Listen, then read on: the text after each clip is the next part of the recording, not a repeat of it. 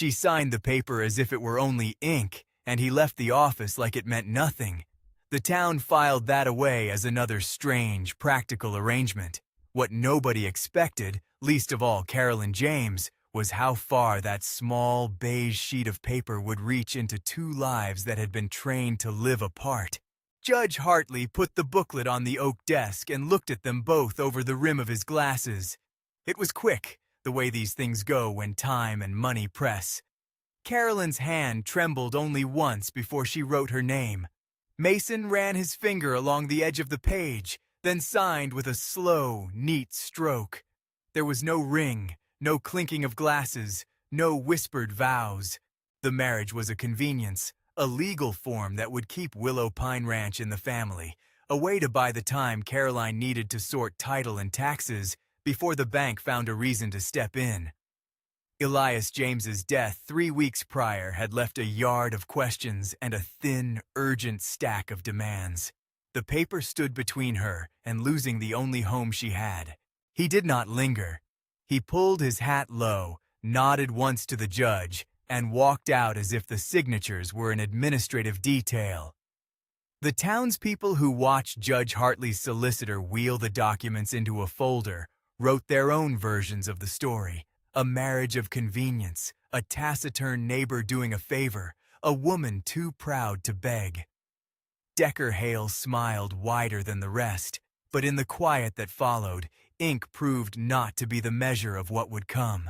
What nobody, not even Caroline, would believe at first was how the act of staying, small gestures repeated, would change everything. If you like tales where the surprising thing that happens next is soft and true, hit like and subscribe. There's more where this came from. Caroline grew up with dirt under her nails and a sense that work could answer nearly everything. She bore hardships the way she bore winters on the range, by anticipating them, stacking feed, patching fences before snow took them down. Elias had taught her that the land speaks if you listen, where to move the cows in summer, when to repair the cistern, how to read the wind for rain. When he was alive, he loved to stand beneath the old willow pines, hands on his hips, calling her over to show the tracks of a fox or the way moonlight made the corral rails silver. She had been his champion and his shorthand, the person he trusted to make decisions when he grew too tired. Losing Elias was the kind of grief that rearranged rooms. At first, Caroline kept busy in a fog, counting feed sacks, walking the perimeter, setting aside his shirts and the cedar box of tools he'd left in the shed.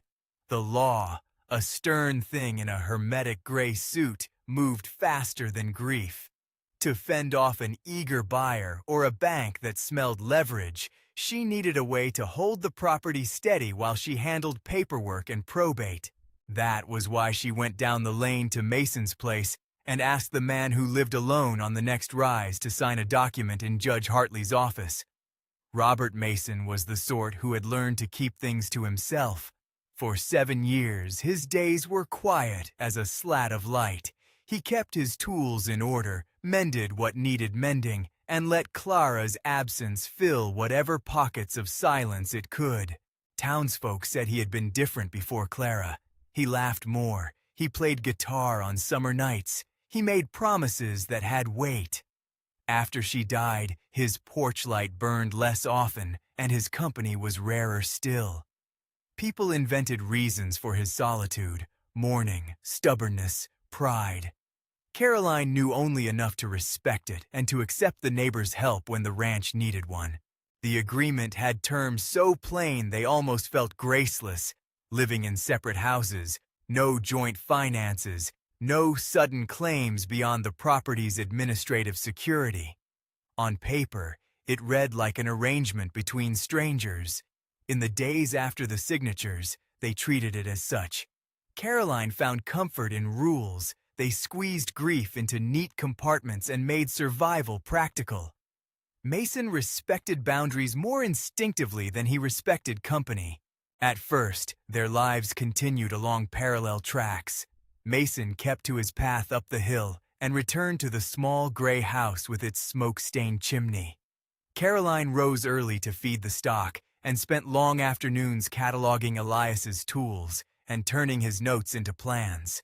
Their interactions were brief and functional. A nod across the fence, a shared observation about weather as if commenting on the sky might be the safest kind of intimacy. Then the small things began folding the distance. One dry afternoon, the water pump in the corral stopped. Without water, the cattle would circle like a nervous thing, and nerves frayed quickly into trouble. Caroline pried the well cap, ran her hands along pipes stiff with sediment, and realized the fix would be beyond a quick tinker. She bent to a problem like she always had, but she hated the feel of being trapped, of having to ask for help, so she walked the quarter-mile to Mason's and left a tin of cornbread on his porch, wrapped in a flour sack towel. There was no note, only the kind of offering that said, "I accept your company if it suits you."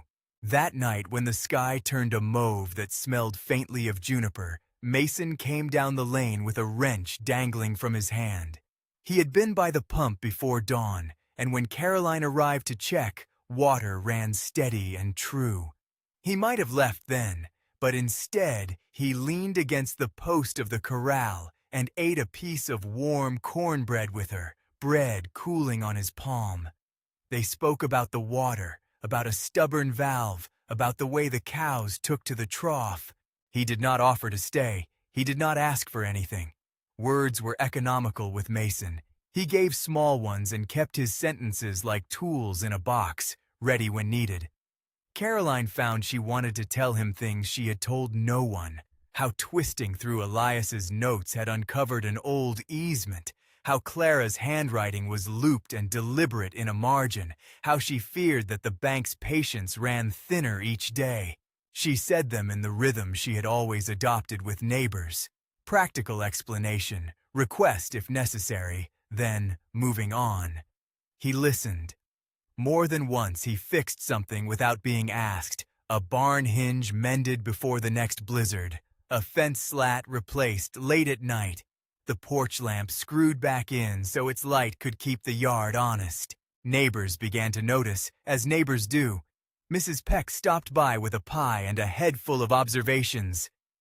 "People will talk," she said sweetly, but she also left a handkerchief and the opinion that was less cruel than curious. Town gossip circled like swallows. Some delighted at the novelty, some puzzled that Caroline, so self-contained, would accept this arrangement. Decker Hale, the land broker with a shine in his shoe and a considerate air, smelled opportunity in their quiet. He had been prowling the county for months, buying parcels with the unblinking appetite of someone who turned land into ledger lines. Hale began with letters, courteous, filled with numbers and polite implications. He sent a man with a leather briefcase and a polite smile to ask whether Caroline might be interested in selling. He invited her to coffee at the general store and spread ideas about consolidation and the economies of scale a bigger operation could offer. "You could retire from the strain," he said, voice syrup thin. The town turned his comments into pressure by the virtue of hearing them often enough that they seemed inevitable. Caroline's reaction was not a dramatic refusal. She was not moved by speeches. She tightened her set jaw and walked the fence line. She counted hay bales. She consulted Elias's notes, but she also felt something else under the skin, a fatigue that came from being constantly measured by those who saw the ranch as a commodity and not as a life. Decker's letters came with suggestions and gentle urgings. They smelled of paper and of a world that turned land into transactions. Mason noticed, which is to say, he let the feeling cross the threshold from observation to action. At the bank, when a man in a suit with expensive shoes made a little show of opening an account to discuss possibilities, Mason stood quietly at Caroline's side. His voice, when it came, was low and firm. "She's not selling, and she's not alone," he said, each word precise and soft as if he were measuring it for its capacity to heal rather than to wound. It was not a declaration so much as a line drawn in the dust. The man with the expensive shoes looked surprised, then polite, then defeated. Decker's smile hardened. Caroline was baffled by the way Mason had stepped forward. She had thought of him only as an accommodating neighbor, a man who signed paper and kept his evenings to himself. In the private ledger of her thoughts, she had intended to keep them separate, to treat the arrangement as clever bookkeeping and little else. That he would take a public stand complicated the ledger. It complicated her heart. Small things accumulated, momentum hidden in habit. Mason left a plate by her gate with the crumbs washed away. He fixed a hinge and left the hammer for her to find with a note scrawled, "Leftovers, use them." She began to find his presence less like a shadow and more like a braid being woven into daily life. Coffee cups began to appear at shared times, the slow morning before chores, 2 mugs warming in the cold blue of dawn. They did not talk about feelings. They spoke about cattle and fences and whether the old willow would need to be pruned before spring. Conversation in those spaces felt safer. It taught them how to be together without declaring that anything had changed. But Decker did not give up. He shifted tactics from polite letters to more pointed proposals. He spoke about consolidation with a zeal that had the faint tang of predation. He made offers and hinted at the burden of running a small ranch, of the convenience of lighter duties. He made the town imagine a different future for Willow Pine, one with less work and fewer mornings crawling through mud. A few neighbors began to murmur that selling might be sensible. Carolyn found herself holding the telephone in the dark, running through numbers in her head, calculating what the farm needed and how to give it what it needed. The pressure was not loud. It came as a low hum that unstitched her confidence. Then, the summer turned late and the grass went tinder dry. Fire does not ask permission. It arrives as a sound at the edge of hearing, a smell that catches the throat, and then it is all bright and terrible. A spark from a passing truck, a thrown cigarette, a flake of hot metal. No one would claim certainty. What everyone claimed was fear. Wind that had been nothing suddenly made the blaze run like a thing alive across the hollow toward the barn. Caroline watched from the house as orange ribbons clawed the flank of the prairie. The barn, packed with the season's feed, was a bonfire waiting to happen. She felt every rational thought slide like coals in her palm. The bank's deadline, the title, Decker's letters, all of it fell apart under the immediate need to keep the animals alive. Mason was there before she expected him. He drove hard across the field, tires throwing up dust, his truck's taillights 2 small red acknowledgments against the dimming sky. When he jumped from the cab, he did not look at anyone as if to be told what to do. He moved with a kind of urgent certainty that had nothing to do with bravado. For a while, speech was useless. They worked in hurried choreography, buckets ferrying water, tarps dragging hay aside, wet burlap beating at the edges of flame.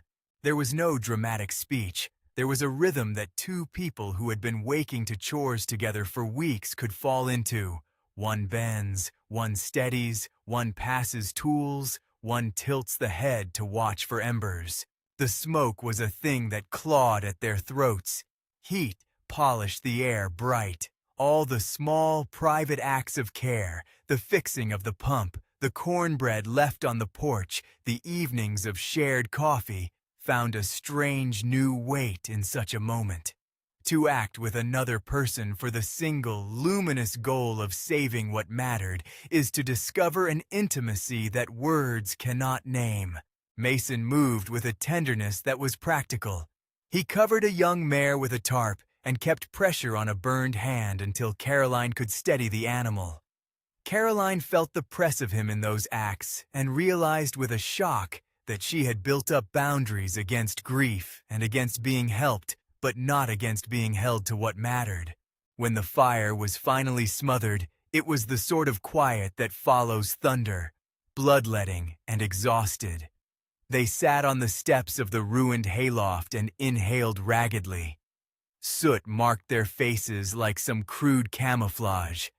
Caroline could taste smoke on her teeth. She could not summon the language to describe the mixture of exhaustion and relief. Mason reached out and took her hand as if to test whether she was really there, and his fingers were rough with soot but steady.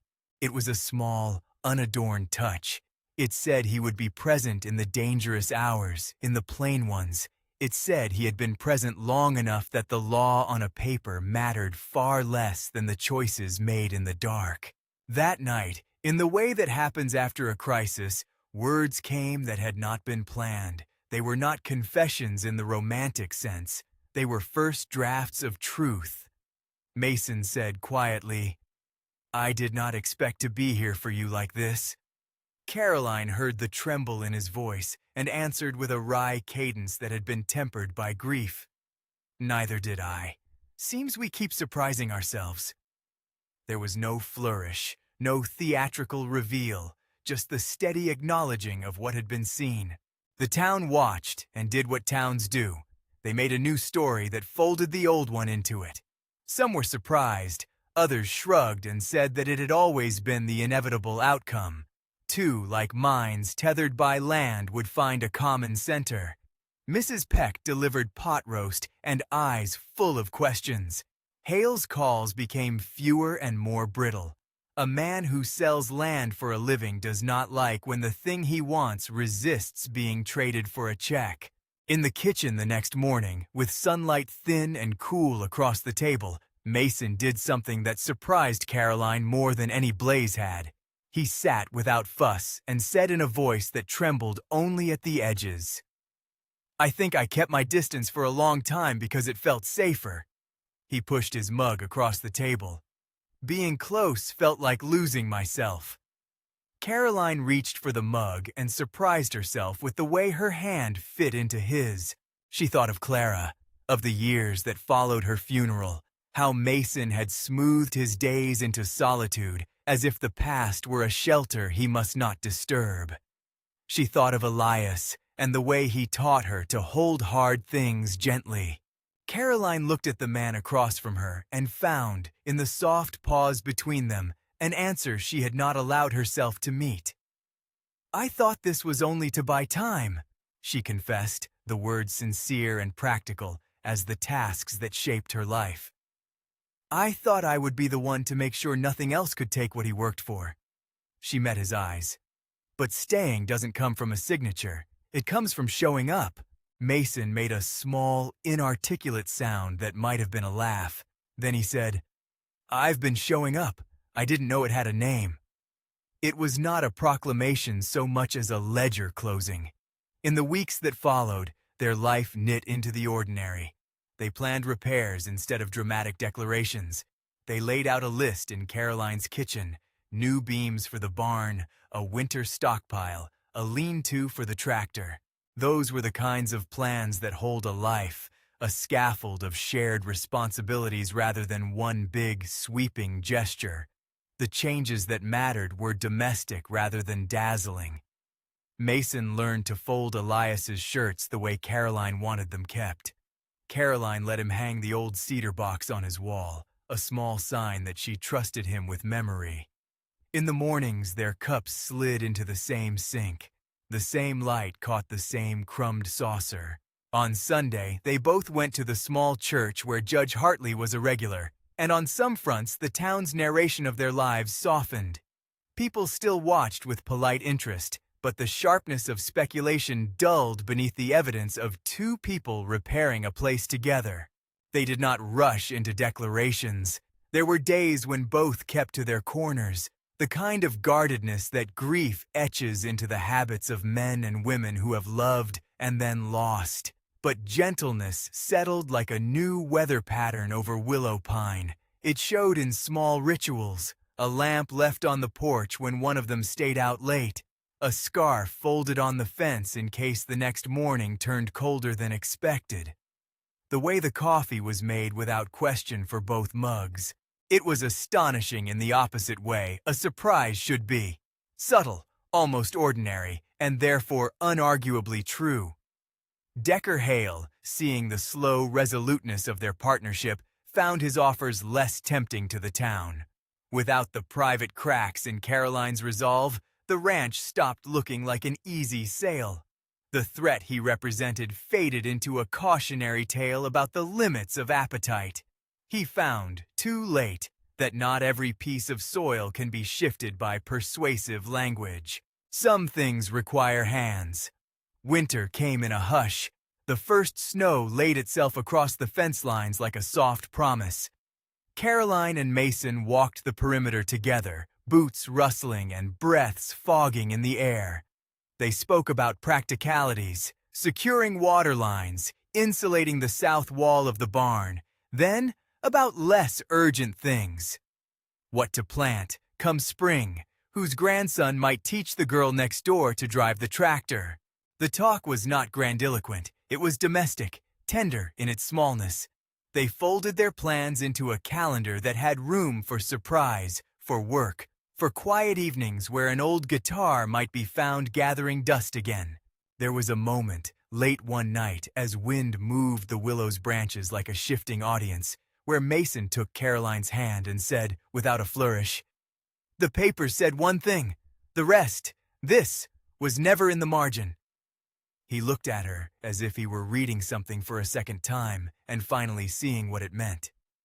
Caroline smiled, not because she believed in destiny, but because the daily proof of him showed a life chosen, not compelled. She leaned into the warmth of his shoulder, the way you lean into someone you trust, to notice the small, fragile things that mean the most. Months after the ink dried, the town had a different story. People bought into a narrative that was quieter and more convincing than gossip. Two people who had come together not for show, but because of the steady business of living. The fake marriage headline that had sounded sensational in the beginning softened into something the town repeated to itself as if to reassure. It had been a marriage of convenience, yes, but one that grew into something chosen. Mrs. Peck watched the two of them mend a fence together on an early spring morning and called it what it was: work as love. The phrase felt exactly right. Love on a ranch, in Caroline's experience, was not always a sudden blaze of revelation. Sometimes it was a fit of common sense and the mutual habit of showing up. If you asked either of them for a turning point, they might point to the pump or the hinge or to the day he stood at the bank. But each of those moments was less a miracle than a stitch in a seam. The fire had forced them to act and made visible what had been growing for weeks, the kind of closeness that arrives when two lives begin to run parallel enough that they can carry each other's weight. Mason had, on paper, signed the line and then walked away. On the ground, through nights of coffee, through the soot that marked their hands after the barn fire, through the plans bent around weather and feed, he stayed. The true surprise, the one that fit the title's promise if one insisted upon a twist, was not a secret revealed or a scandal unearthed. It was simpler and therefore stranger. The man who had seemed to ignore ink chose instead to honor a life.